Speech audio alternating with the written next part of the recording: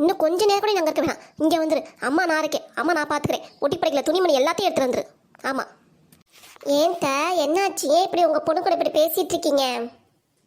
இங்கே நான் என் மவளை எப்படி வளர்த்தேன், பாராட்டி சீராட்டி வேலை ஒன்றும் செய்யாமல் வச்சு வளர்த்தேன். அங்கே போய் அவளை பாத்திரவளுக்கு வீடை கூட்டு கோலம் போடு அப்படின்னு எல்லா வேலையும் அவளையே செய்ய சொல்கிறாங்க. நானும் என்ன தான் செய்யுது, அதான் கிளம்பி இங்கேவான்னு சொல்லிட்டேன்.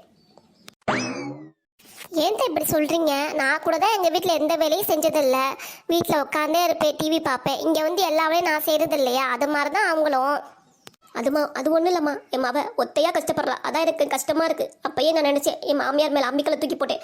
அதையும் சொல்கிறேன், அதையும் செய்ய மாட்டேங்கிறா. நானும் என்ன தான் சொல்கிறது? அடா ஆமாத்த, இப்போ கூட என் மாமியார் ரொம்ப வேலையாக வைக்குது, என்னை உட்காரவே விட மாட்டேங்குது. நான் கூட இந்த ஐடியா ஃபாலோ பண்ணால் எனக்கு கரெக்டாக தானே இருக்கும். ஆமாம் மருமவளே, நான் சொல்கிறத கேட்டே நீங்கள் எப்படியே நடந்துக்கோ, இதான் உனக்கும் நல்லது. அட நான் தானே உன் மாமியாரு. ஐயோ நான் வரை இப்படி தெரியாமல் சொல்லிட்டேனே. எப்பா நான் ஓரண்டா கிளம்புறேன்டா, என் அம்மிகளை தூக்கி போட்டுறாதடி. அத்தை ஏன் இப்படி ஓரிங்க? இருங்க, அம்மிகளை எடுத்துட்டு வந்துடுறேன். 2 நிமிஷம் தான், இந்த போட்டலாம் உடனே மண்டையில். எப்பா சாமி ஆளை விட்றா, இனிமேட்டு வாங்கிட்டு நான் சகவாசமாக வச்சுக்க மாட்டேன். எப்பா கடவுளே காப்பாத்துப்பா.